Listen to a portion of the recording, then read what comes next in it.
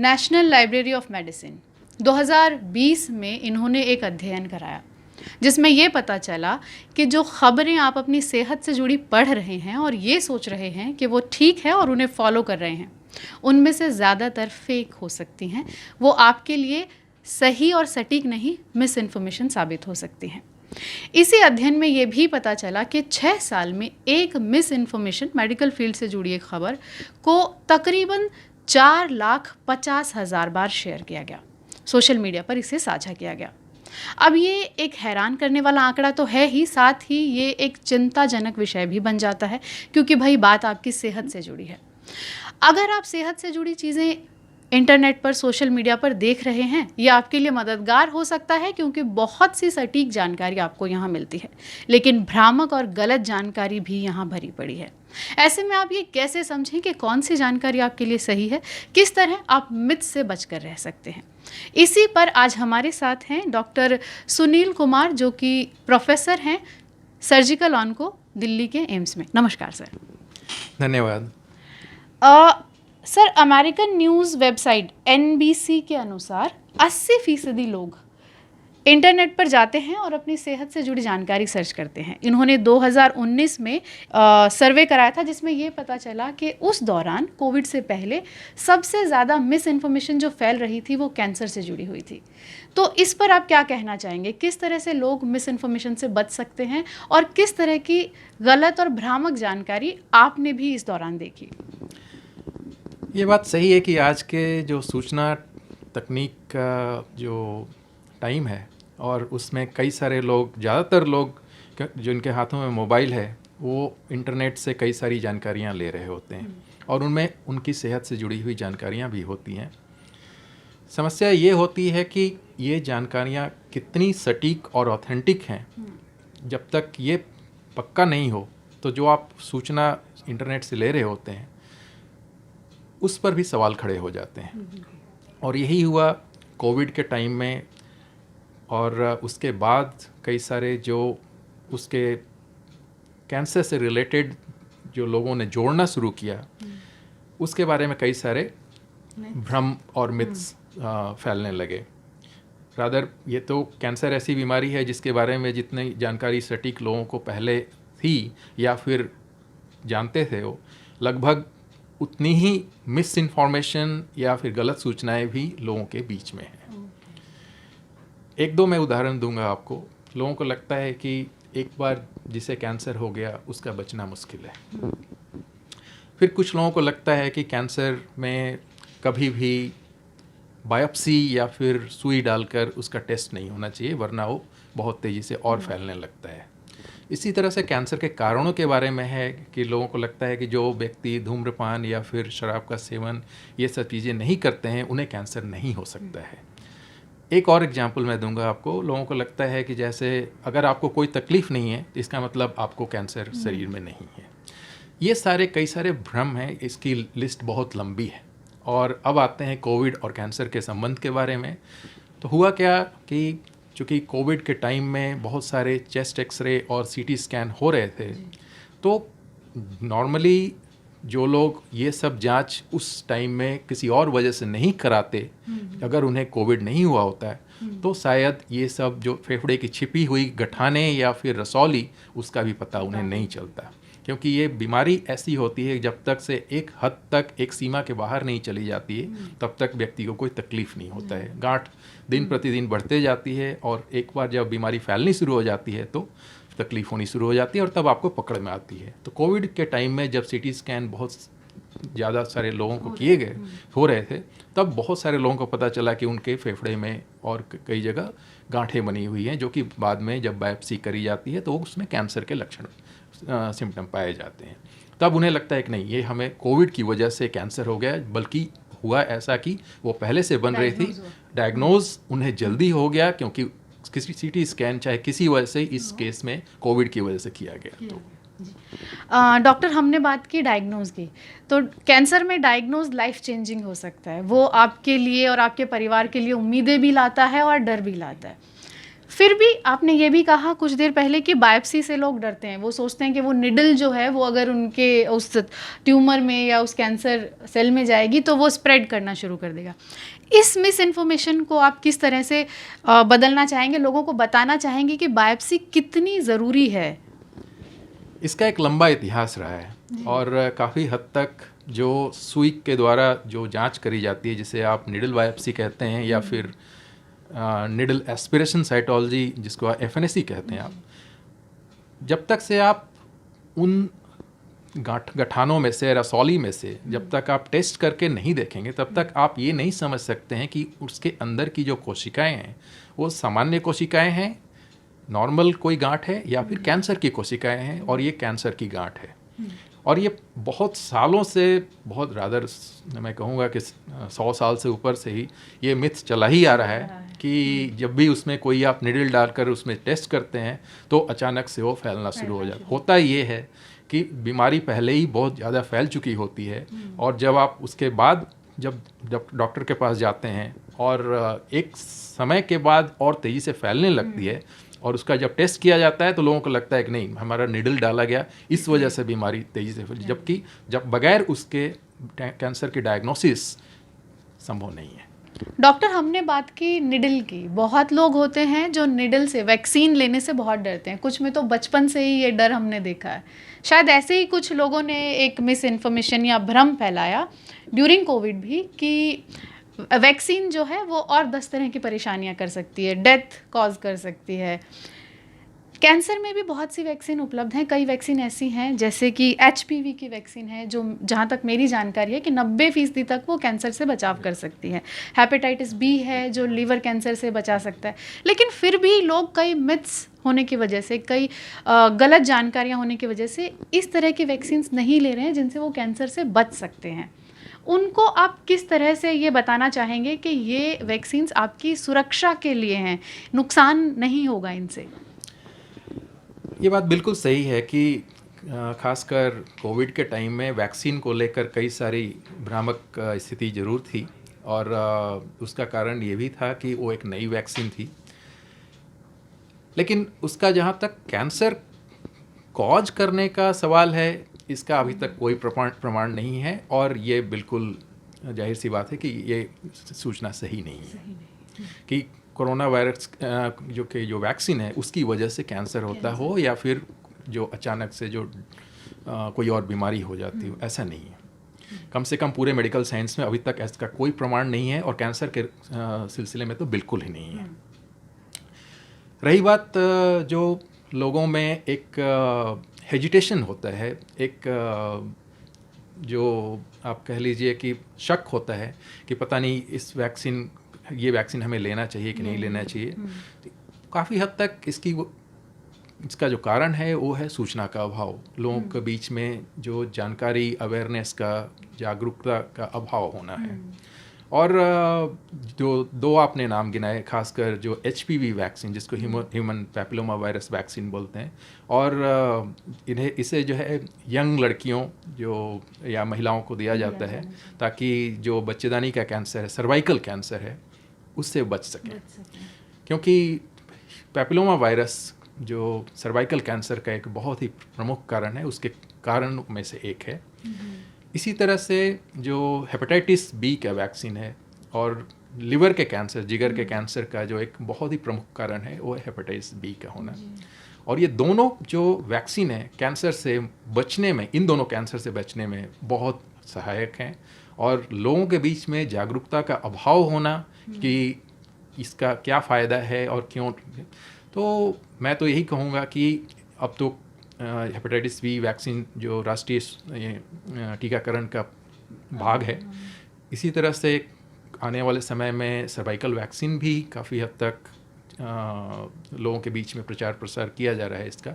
और ये दोनों वैक्सीन ऐसे हैं जिन्हें बिल्कुल बिना शक के ज़रूर हमें लेना चाहिए, जिनके लिए ये बनाई गई है वैक्सीन, ताकि आप लिवर के कैंसर और सर्वाइकल कैंसर से जो यंग लड़की हैं और बाकी लोग जो है लिवर के कैंसर से बच सकें।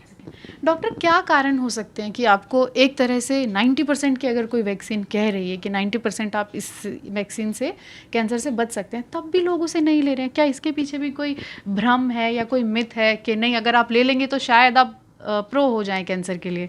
या एक तो होता है कि कैंसर का कोई भी दवाई या फिर वैक्सीन के आगे उसके आप बस कैंसर का एक शब्द लगा दें तो लोगों को एक डर बैठ जाता है, तब उसे लगता है कि इससे दूर ही रहना चाहिए। ये एक भागने की टेंडेंसी हो जाती है और इसका सीधा सीधा कारण होता है क्योंकि आपके पास सही जानकारी का अभाव होना, और उसका कारण ये है कि काफ़ी हद तक चाहे वो मीडिया में हो या फिर इंटरनेट में सही जानकारी प्रसारित नहीं हो पाती है। खासकर अगर हम बात करें जो HPV वैक्सीन है जो कि बनाई गई है यंग गर्ल्स के लिए, अगर हम स्कूलों में जो टीचर्स के माध्यम से या फिर मीडिया के द्वारा इसे लोगों तक पहुंचाने की कोशिश करें तो काफ़ी हद तक एक मददगार होगा और लोगों को पता चलेगा कि नहीं, ये हमारे एक्चुअली प्रोटेक्शन के लिए है और इसका कैंसर होने के से कोई दूर दूर तक कोई वास्ता नहीं है। और शुरू में कोई वैक्सीन आती है तो उसको लेकर तरह तरह के ज़रूर मन में शंकाएं होती है। जब एक बार लोगों के बीच में जब ये जाना शुरू हो जाता है, और यही कहानी है आपके पोलियो ड्रॉप्स की भी, जो कि बाद में एक बहुत ही सक्सेसफुल प्रोग्राम रहा और आज भी वो चल रहा है। यही चीज़ है कि जब तक से लोगों तक सही जानकारी नहीं पहुंचेगी तब तक उस पर विश्वास करने में थोड़ी शंका होती है और कोई भी आदमी पहले आगे नहीं आना चाहता है। डॉक्टर, कुछ मिसकंसेप्शंस हैं कुछ विटामिन्स को लेकर, सप्लीमेंट्स को लेकर। कहा जाता है कि कुछ ख़ास तरह के विटामिन होते हैं या सप्लीमेंट होते हैं जो एंटी कैंसर होते हैं। इनमें एक शार्क कार्टिलेज जो मैंने भी सोशल मीडिया पर ही देखा है, ये शार्क कार्टिलेज बहुत फेमस है जो बाज़ार में खूब बिक रहा है। तो क्या वाकई ये है कि कुछ विटामिन्स या कुछ सप्लीमेंट्स अगर आप लेते हैं तो वो एंटी कैंसर होते हैं और वो आपके कैंसर होने की संभावना को ख़त्म ही कर देते हैं? देखिए, संभावना को ख़त्म करने वाली बात तो कहना शायद जायज़ नहीं होगा। हमारी भारतीय खान पान में ही कई सारे पदार्थ ऐसे हैं जिनके अब रिसर्च में सामने आ रहा है कि काफ़ी हद तक उनमें कैंसर से प्रोटेक्ट करने की क्षमता ज़रूर होती है। एक होता है उसमें टर्मरिक, जिसे आप हल्दी कहते हैं, जो एक सिंपल सा हर घरों में यूज होता है। इसी तरह से करक्यूमिन, जिसे आप वो भी एक एक्सट्रैक्ट है उसका। इसी तरह से कई सारे और भी हैं, जैसे भोजन में सब्जियों और फलों की मात्रा जिनमें कम्युनिटी में ज़्यादा पाई जाती है, फाइबर्स ज़्यादा पाए जाते हैं खान पान में, उनमें कोलोन कैंसर से बचने के चांसेस ज़्यादा होते हैं, उसमें कोई दो राय नहीं है। लेकिन ये एक बहुत हद तक एक पूरी की पूरी समुदाय और देश या फिर सभ्यता के खान पान से रिलेटेड होता है और पाया गया कि इन लोगों में कुछ कैंसर कम होते हैं। किसी एक दवाई या विटामिन की अगर बात करें तो ये शायद कहना मुनासिब नहीं होगा, क्योंकि इसका कोई डेफिनेट प्रमाण नहीं है। क्योंकि अगर आप शार्क कार्टिलेज का सेवन करते हैं या फिर रेगुलर बेसिस पर खा रहे होते हैं तो आप कैंसर से बच जाएंगे या फिर कैंसर आपका ठीक हो जाएगा, ऐसा कहना मुनासिब नहीं होगा। कुछ हद तक ठीक है, ये एसोसिएटेड ज़रूर होते हैं लेकिन गारंटी नहीं होती। इसलिए मैं कभी नहीं सजेस्ट करूंगा लोगों को कि ये समझकर कि इंटरनेट पर इंफॉर्मेशन है कि शार्क कार्टिलेज खाने से कैंसर नहीं हो सकता है तो सबके सब लोग शार्क कार्टिलेज खाना शुरू कर लें। बिल्कुल नहीं, ऐसा उसके साइड इफेक्ट भी हो सकते हैं, उसके अपने साइड इफेक्ट्स हैं और कई बार उस जो आप खा रहे होते हैं ये भी चीज़ गारंटीड नहीं होती है कि जो कुछ आपको दिया जा रहा है वो वाकई में वो एक प्रमाणिक तौर पर वही चीज़ है जिसमें बिल्कुल। डॉक्टर कैरी एडम्स हैं, ये CEO हैं union of international cancer control के, यानी कि UICC के। इन्होंने फेक न्यूज़ एडवाइस पर एक कोट दिया है, आप इसे अपनी स्क्रीन पर इंग्लिश में देख सकते हैं, यहाँ मैं हिंदी में पढ़कर आपको बता देती हूँ। नकली चिकित्सा सलाह यानी कि फेक मेडिकल एडवाइस झूठी आशा जगाने के अलावा और भी बहुत कुछ कर सकती है। ये ख़तरनाक भी हो सकती है और सुधार में अड़चन पैदा कर सकती है, और बेहतर यानी कि वेल टेस्टेड थेरेपीज़ की जो वैधता है यानी कि वैलिडिटी है उसके लिए लोगों में शक पैदा कर देती है। तो इसके पीछे कई हेल्थ केयर प्रोफेशनल्स भी हो सकते हैं जो कई बार किन्हीं कारणों से मिस इन्फॉर्मेशन को फैला देते हैं। इस पर आप हेल्थ केयर प्रोफेशनल्स को क्या एडवाइस देना चाहेंगे? वो किस तरह से मिस इन्फॉर्मेशन को, भ्रामक जानकारी को फैलने से रोक सकते हैं? जो आज की पूरी जो चिकित्सा शास्त्र की कार्य पद्धति है और वो बहुत हद तक इस पर आधारित है जिसे आप अंग्रेजी में एविडेंस बेस्ड मेडिसिन कहते हैं, यानी प्रमाण आधारित चिकित्सा। कि जिस चीज़ का अगर कोई प्रमाण नहीं है तो उसे उसके फेस वैल्यू पर जस्ट कोई बोल रहा हो ऐसा करने पर उस तरीके से नहीं लेना चाहिए, चाहे वो किसी और मोटिव से ऐसा बोल रहे हों, चाहे वो पैसे कमाने की वजह से हो या फिर किसी और कारण से बोल रहे हों। लेकिन जब तक वो एक उसके पीछे कोई प्रमाण नहीं है तब तक उसे जस्ट अपना लेना शायद ये खतरनाक चीज़ होती है। रही बात कहाँ से सही जानकारी हो, तो इसके कई सारे इंटरनेट पर ही सोर्सेज हैं। जैसा कि आपने इंट्रोडक्शन में कहा, नेशनल लाइब्रेरी ऑफ मेडिसिन, हालांकि वो प्रोफेशनल्स के लिए बनाई गई है, लेकिन कोई व्यक्ति जिसे थोड़ी बहुत समझ हो चीज़ों की तो वो वहाँ पर जाकर उसके बारे में देख सकते हैं और उसके बारे में प्रमाण वहाँ पर कई सारे मिलते हैं कि जो चीज़ आप करने जा रहे हैं उसके पीछे कितना एविडेंस है।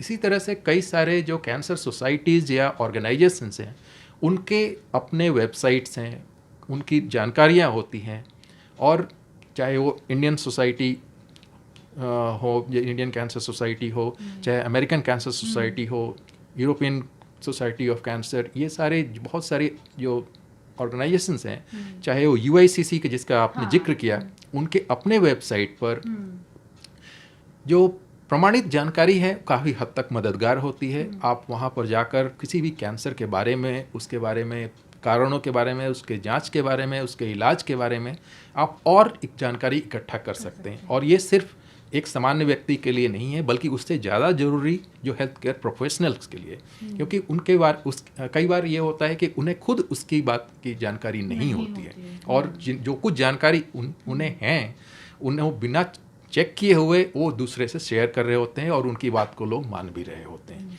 तो उनका दायित्व ज़्यादा बनता है कि पहले अपनी जानकारी को दुरुस्त करें, इन सारे जो साइट्स हैं वहाँ पर पढ़ने की कोशिश करें और बेहतर जानने की कोशिश करें ताकि आप एक एविडेंस बेस्ड लोगों का ओपिनियन शेयर कर सकें। मेरा अगला सवाल आपसे यही था कि किस तरह से आप मिस इन्फॉर्मेशन से बचकर रह सकते हैं, जिसका जवाब आपने दे दिया। तो अब रुख करते हैं कुछ मिथ्स की तरफ। कैंसर को लेकर बहुत से मिथ्स हैं, बहुत सी भ्रामक जानकारियां हैं जो लोगों में फैली हुई हैं, जैसे बायोप्सी को लेकर, खान पान को लेकर। इन्हीं में से है कि कैंसर को डेथ सेंटेंस माना जाता है। इस बात को आप किस तरह से लोगों तक पहुँचाना चाहेंगे कि ये गलत है? उसके पीछे एक अपनी पृष्ठभूमि रही है कि जब इलाज नहीं था, और ऐसा नहीं कि कैंसर आज की बीमारी है, ये तो पिछले 100 साल से तो लोगों को पता ही है, शायद उससे पहले का भी उसका इतिहास रहा है।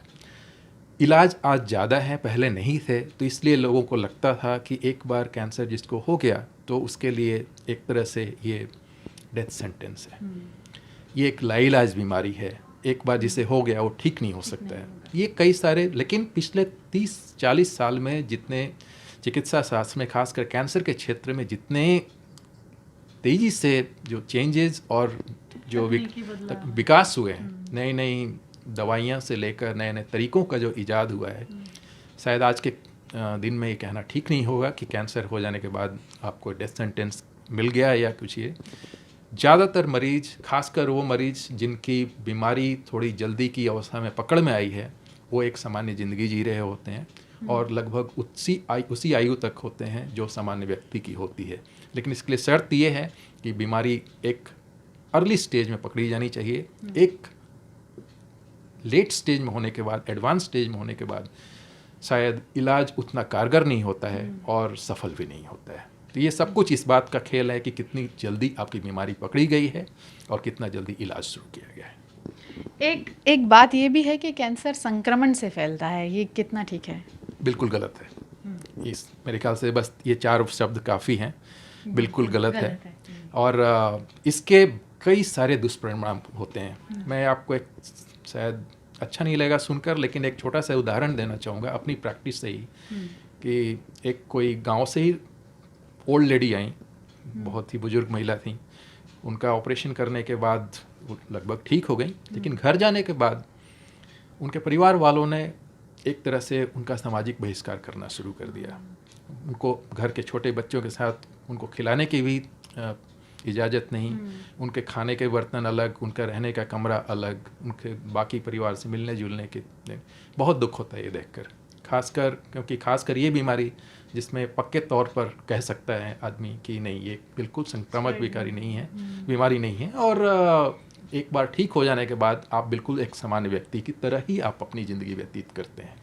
तो ये जितने मरीज़ हैं उन्हें एक्चुअली एक हमारी सहानुभूति की ज़रूरत है, उन्हें ज़्यादा मदद की ज़रूरत है, रादर दैन कि हम उनका एक तरह से सामाजिक बहिष्कार करना शुरू कर दें। बिल्कुल गलत बात है।